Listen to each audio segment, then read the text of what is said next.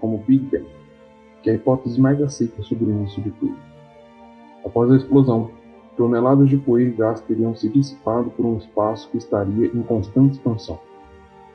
Essa poeira e gases começaram a se resfriar e a se unir, formando partículas que se juntaram por gravidade e formaram átomos, e esses continuaram se aglomerando e, por processo de fusão nuclear, surgiram os primeiros sóis e sistemas solares, onde a matéria restante da formação das estrelas se juntavam e formavam planetas. Quando essas estrelas morriam, formavam buracos negros supermassivos que, de novo, atraíam outros sistemas que orbitavam ao seu redor. Com isso, formaram-se as primeiras galáxias, onde uma delas era nossa, que teria nascido no calendário cósmico de Carl Sagan no dia 15 de março. No decorrer desses meses, surgiram o nosso sistema solar, por volta da primeira metade de setembro, e, por volta da segunda metade, a formação do planeta Terra já estaria quase finalizada. Com isso, nosso planeta se encheu de poeira e gases que formaram rochas incandescentes, que ao longo de milhões de anos foram se resfriando e dando lugar a solos férteis e aos oceanos, que só surgiram após bombardeios de cometas carregados com enormes porções de gelo. Atualmente, a Terra constitui o único exemplo de ambiente que tenha dado origem à evolução da vida. Com isso, a vida começa no fundo dos oceanos, como os organismos unicelulares que evoluem e se tornam os primeiros peixes, depois anfíbios, répteis, aves e por fim mamíferos, ao qual nós descendemos. Os seres humanos no início viviam como nômades, e com o passar de centenas de anos começaram a se assentar como pequenas comunidades que cresceram, se desenvolveram, virando grandes civilizações, como a egípcia, por exemplo, que usaram a agricultura para se sustentar. A Revolução Agrícola foi um marco no processo civilizacional da humanidade. Nosso foco aqui vai ficar no sul da Europa e no Oriente Médio, onde, no primeiro, se criou um modo de buscar a verdade através da razão e da ciência, com filósofos pré-socráticos, depois Sócrates, Platão e Aristóteles. Juntos com esses princípios, onde hoje se encontra Jerusalém, se criava outro método de procurar a verdade. Com o profeta Abraão, começou toda essa busca que se originava de um ser superior. Essas duas ideias seriam unificadas por pensadores como Boécio no alto da Idade Média e por São Tomás de Aquino nos anos 1200 depois de Cristo. Essas matérias eram divididas em 3 inferiores e 4 superiores. No inferior trivium existiam as bases filosóficas primárias, gramática, dialética e retórica. Na base superior quadrivium tinha as complementares, como aritmética, geométrica, música e astronomia. Essas ideias foram trocadas e agora serviam apenas como um pano de fundo no período que conhecemos como Renascença. Foi com Martinho Lutero que essas ideias começaram a mudar após pregar as 95 teses na porta de sua igreja. Essas teses traziam os mesmos princípios nos quais diziam que as igrejas não eram legítimas para exercer sua autoridade e a interpretação da palavra de Deus deveria se dar diretamente aos fiéis. Começa aí a Reforma Protestante, que se alastra por toda a Europa e reduz o poder político do Papa.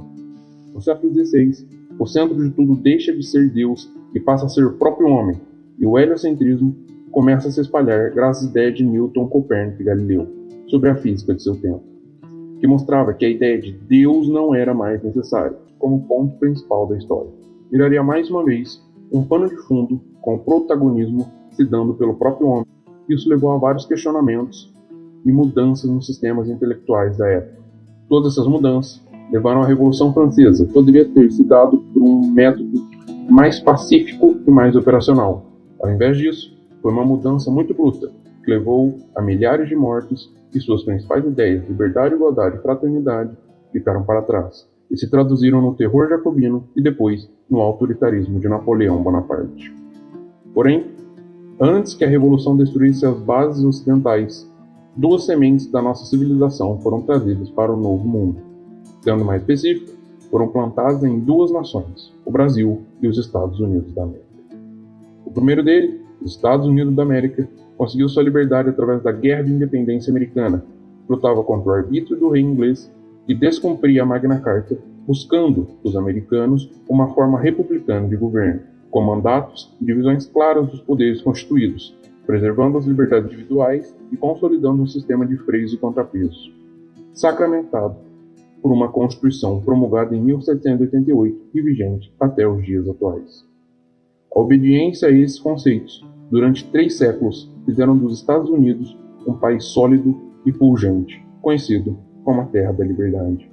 No Brasil, o príncipe regente de Portugal, Dom João VI, ao chegar no país com toda a corte, fugido do terror revolucionário de Napoleão Bonaparte, transforma o Brasil em Reino Unido, inserindo a nação no contexto internacional e dando ao Brasil a condição de se institucionalizar e criar bases políticas, econômicas e sociais sustentáveis.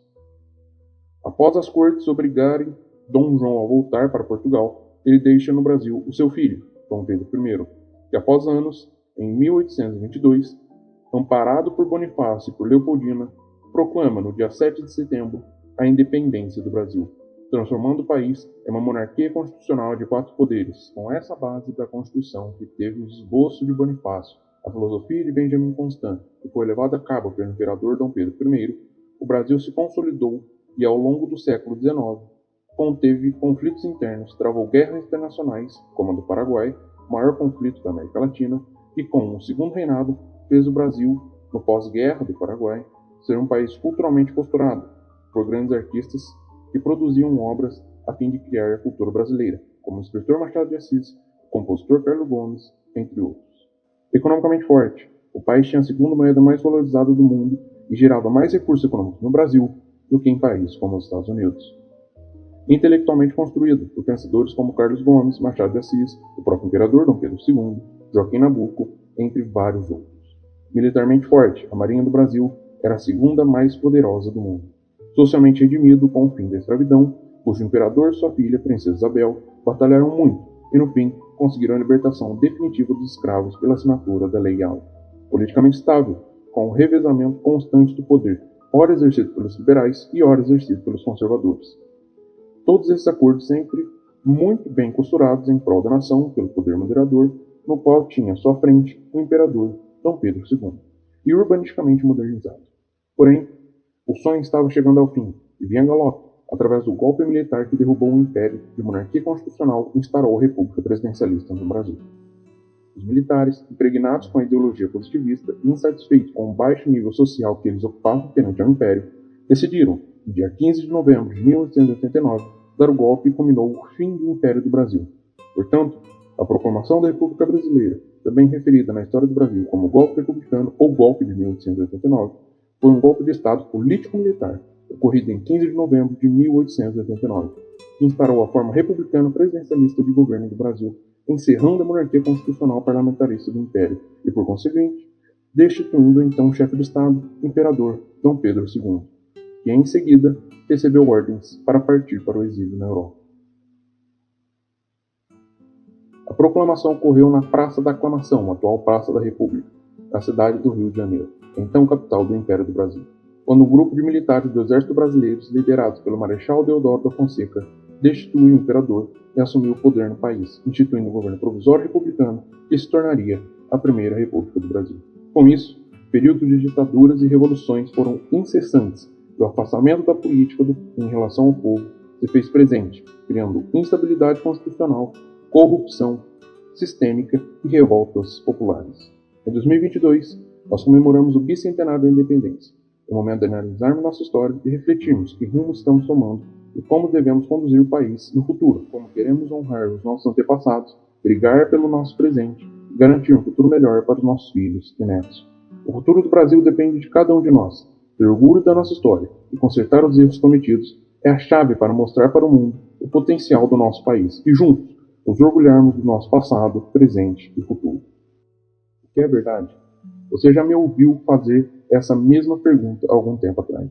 E por que ela é tão importante assim? Simples. Porque essa pergunta levou e fundamentou a criação do mundo ocidental desde o seu princípio até os dias de hoje.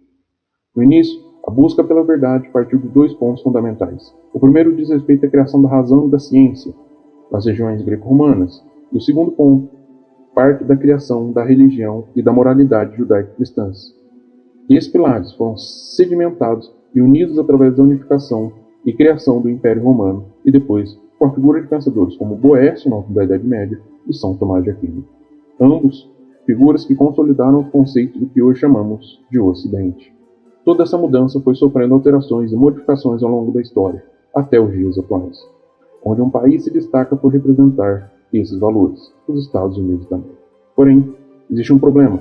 Toda essa liberdade individual e de pensamento tem trazido insegurança e divisões morais dentro da maior potência do planeta. No ano de 2020, os Estados Unidos sofreram uma das maiores rupturas sociais desde os anos 70 e 80, com o movimento Black Lives Matter, prometendo, na teoria, lutar e proteger os negros e buscar a igualdade de todos. Porém, na prática, não foi isso que aconteceu, pois o mesmo grupo criou badernas e tocou o terror em estados-chaves americanos, queimando carros e saqueando lojas, matando pessoas e se vitimizando por isso. Pior, tudo isso realizado com a complacência da imprensa internacional, que vive afirmando são protestos pacíficos e lutam por igualdade. Toda essa rachadura no tecido social já não vem de hoje. A maioria conservadora silenciosa deu as caras no mundo, por exemplo, com a eleição de Donald Trump em 2016, a queda da presidente Dilma Rousseff aqui no Brasil no mesmo ano, a consolidação de alianças direitistas na Europa Oriental e parte do Ocidental. Esse movimento da direita, ou seja, cidadãos liberais na economia e conservadores nos costumes, atiçou o establishment, que viu que tinha dormido no ponto. Isso veio causando grandes embates, e até então, muitas coisas aconteceram. Por exemplo, a pandemia foi um presente de Deus para o movimento de esquerda, segundo Jane Fonda, pois aí o establishment conseguiria se reorganizar e tentar uma virada de mesa, como ocorreu, por conta de toda a culpa ser jogada nas costas de pessoas direitistas como o presidente Trump, que acabou por perder as eleições para Joe Biden. Enquanto isso, na China, não existe divisão. Todo obedece a um único homem, Xi Jinping, comandante-geral das Forças Armadas, líder político supremo e chefe de seu partido. O Oriente só conhece e salda uma pessoa, o ditador chinês, que ordena a prisão de dissidentes políticos, causa conflitos com os países do Mar do Sul da China, faz acordos de empréstimos bilionários com países pobres, sabendo que os mesmos não vão conseguir pagar, atua desrespeitando as condutas morais e econômicas globais e joga o jogo sujo do mercado, desvalorizando sua própria moeda e copiando descaradamente os produtos patenteados. A China não possui os mesmos princípios que o Ocidente consolidou há mais de 2000 anos, e com o mesmo enfraquecido por conflitos internos, ela aproveita e vai avançando como uma máquina ou um gorila de 300 quilos, que deita e dorme onde quiser, sem precisar dar satisfação a ninguém de seus atos e possíveis crimes. Com tudo isso acontecendo, corremos sérios riscos de sermos engolidos por um movimento progressista e realmente globalista encabeçado pela China e contando com o apoio do establishment ocidental. Liberdade é o valor mais fundamental da civilização ocidental. Sem ela não haveria espaço para divergências e nem convergências. Nesse último caso, o mais importante para nós foi a convergência entre a razão greco-romana e a moral judaico-cristã, que fizeram a busca pela verdade levar o Ocidente à prosperidade e solidez ímpar ao longo de todos esses anos e gerações. Porém, por falta de gerações passadas ensinarem esses nobres valores para gerações presentes e futuras, nós acabamos colocando em risco todo esse pilar conservador liberal, baseado nas ideias da razão greco-romana, na moral judaico-cristã e nas liberdades econômicas do capitalismo, bem expressadas por pensadores como Adam Smith e, mais recentemente, Milton Friedman. Com as gerações de hoje não reconhecendo esses valores e sendo facilmente manipulados por interesses e ideologias que acabam por destruir a nossa civilização de dentro para fora, através de revoltas populares e o esgarçamento do tecido social da nossa nobre civilização. Por isso, precisamos proteger a geração passada, ensinar a geração presente a transformar o que não funcionou e a manter o que deu certo, e garantir um futuro melhor para os nossos filhos e netos. Deus proteja a América, a última fronteira do Ocidente.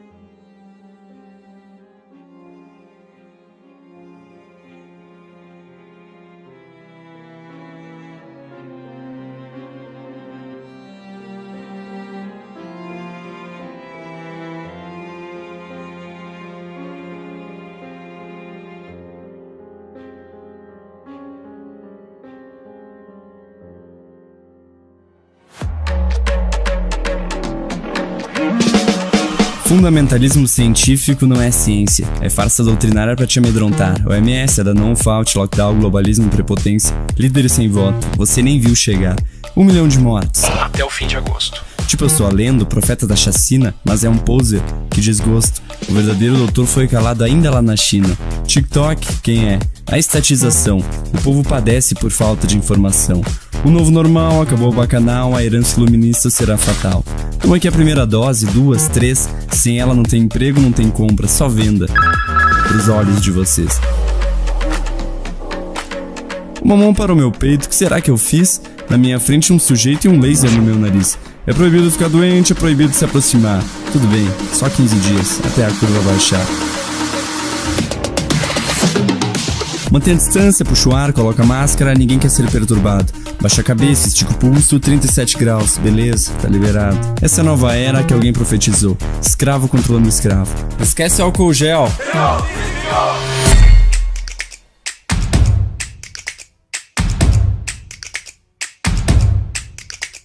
Agora vamos lá, voltamos ao começo. China, Wuhan, mercado público, morcego, essa é a história da mídia mainstream. Mas eu recebi um e-mail do Fauci e parece que não é bem assim. Fauci, um mandeta americano, eloquente, alto cargo, tom republicano, a voz que encabeçou a histeria radical, o testa de ferro da nova ordem mundial, desmentiu Donald Trump em um embate nacional, afirmando que o vírus veio de forma natural. Mas à noite, quando em casa, na sala de estar, li o e-mail de aviso do Dr. Anderson, seu par. 13 de fevereiro, ano de 2020. Assunto: vírus marginal. O que eu tenho pra te dizer é o seguinte: o homem laranja tá certo. A parada não é normal. Marque bem a data, marque muito bem o tempo, pois isso fará toda a diferença. Contra fatos pode não haver argumentos, mas a desinformação anda ganhando eloquência. Pro ladrão, toda sombra é policial. A história do e-mail não acabou, espere o final. Um cara chamado Daza, que em outra carta digital agradece as pistas falsas, Fauci e a conspiração genial, pois sua empresa, agraciada pelo Instituto de Saúde Nacional, gastava tudo em Wuhan. Adivinha com que laboratório de pesquisa viral?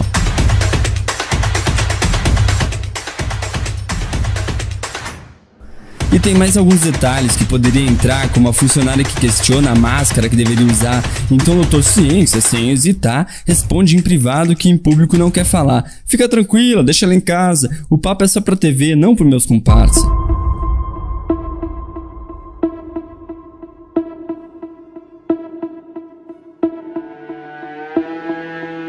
Você não terá nada e será feliz por isso, diz o vídeo do Reset logo no início. Great Reset, não tá sabendo? Então literalmente você não sabe o que tá perdendo. A mídia dá um alerta, parece até cinema. O mundo inteiro entra em estado de quarentena, as big techs crescem, os bilionários também. Os médios e pequenos quebram, agora você é refém. Então a boa notícia, tudo será alugado. Enquanto o Bill compra mais terras, você pede comida pro estado. Tudo bem, é só o novo normal. Calma, tenho crédito social, só ganho pão com passaporte sanitário, para deixar ainda mais claro que você é um... E se chorar na rede, já pode imaginar, a Big Tech não gosta de quem quer reclamar. Deleta essa conta que espalha fake news, corta teu dinheiro, apaga tuas views. E pra fechar o jogo, a propaganda fatal. Build Back Better, quarta revolução industrial. Klaus Schwab nas picapes, no prefácio Johnny Doria. Neuralink conectado te promete toda a glória. Technocracy Rising, era digital. Transhumano, singularidade, algoritmo global.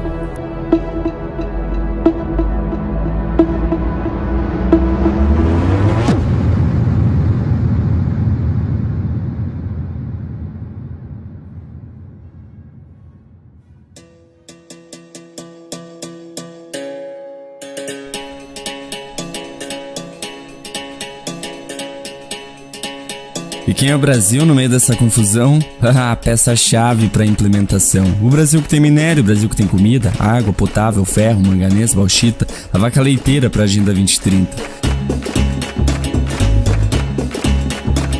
Afinal, o mundo ainda é tipo Age of Empires. Nióbio é melhor que silício, mas não temos nosso vale. Reação imediata, antes que a China se instale. O cerco tá fechando tipo um Battle Royale. Ah, meu Deus, que o mundo vai pensar de nós, diz o influencer influenciado pelo mágico de Oz. O coitado nem sabe que cumpre a cartilha. Cada tabu que quebra é mais uma armadilha. A hora é decisiva, a hora de acordar. Os agentes estão aqui, já começaram a implementar. Meter nosso anti-reset pro deles não se criar. Revidar o 7-1, deixar a máscara queimar. Temos tudo em casa, 100% independentes, mas ainda não notamos a liderança iminente, esquecendo completamente a nossa própria vocação, a terra prometida, o maior país cristão.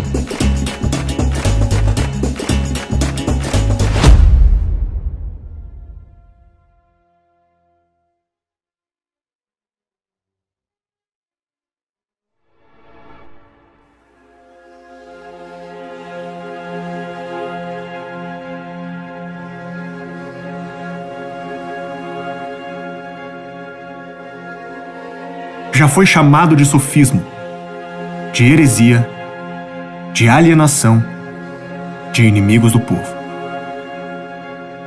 Pode ser chamado de fake news, de desinformação, de discurso de ódio. O combate muda, mas é o único sentido de todo o conhecimento: distinguir a verdade da mentira. Uma indagação tão poderosa que raramente resistimos à tentação de dar uma resposta definitiva, muitas vezes prematura. O que justifica a existência de diferentes culturas, civilizações, religiões, é justamente uma interpretação diferente do que acontece no mundo. Essas visões nos chocam, nos ofendem, nos irritam, nos fazem pensar. Isso só acontece com a liberdade de expressão. Afinal, se ela servisse apenas aos discursos que gostamos, não serviria a ninguém. Não permitir às pessoas falarem o que pensam é não permitir que sejam corrigidas, é não permitir trocar ideias ruins por ideias melhores. É fazer crê-las que estão certas, simplesmente por não poderem falar. E não permitir que todos vejam esse debate é um dos maiores riscos da humanidade. Não faltarão aqueles que prometem responder quem está certo, nos aliviando do fardo desse debate. Não faltarão aqueles que prometem fazer valer apenas as nossas ideias, empurrando cada vez mais a linha que divide o crime da liberdade de expressão. Nesse momento, a pergunta que guia a vida humana, a pergunta que guia o combate de ideias com ideias, que transforma ideias ruins em ideias melhores, a pergunta que guia a moral e a ética, é julgada no Tribunal da Verdade. Uma corte que tem a sua visão de mundo, a sua religião e a sua ideologia, que também é refém de seu tempo, de suas paixões e de seus filtros. No mundo da certeza absoluta, ideias ruins viram dogmas, crenças cruéis são escondidas, o medo de falar substitui a política, o medo de pensar apaga a ciência.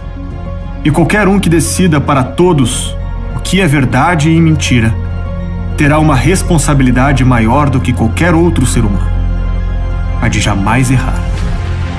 E quando essa responsabilidade falhar, enfrentaremos as consequências de ter desistido do debate e ingressado no ponto mais complexo da trama: sermos os donos da verdade e escravos da mentira.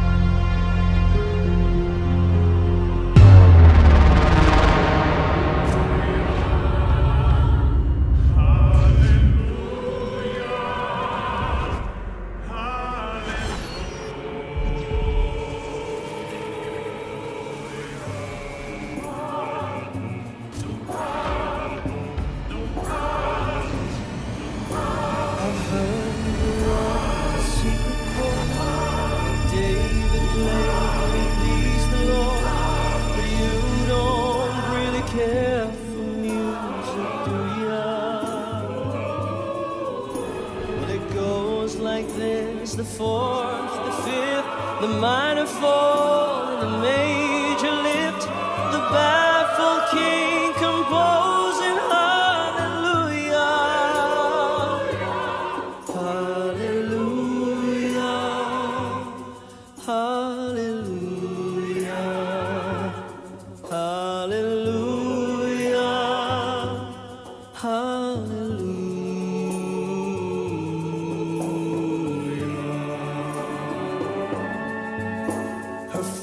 faith was strong, but you needed proof.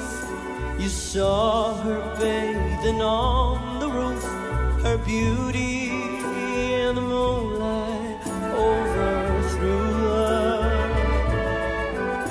She tied you to a kitchen chair, she broke your throne and she cut your hair, and from your lips she drew the hallelujah.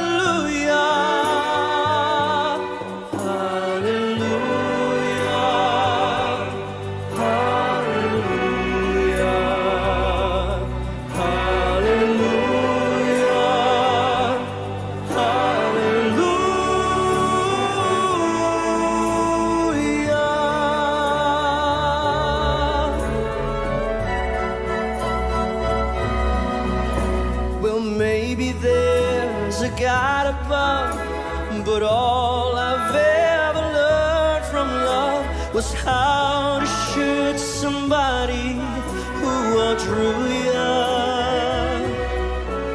And it's not a crime that you hear at night, it's not somebody who'll sing the light, it's a cold and it's a broken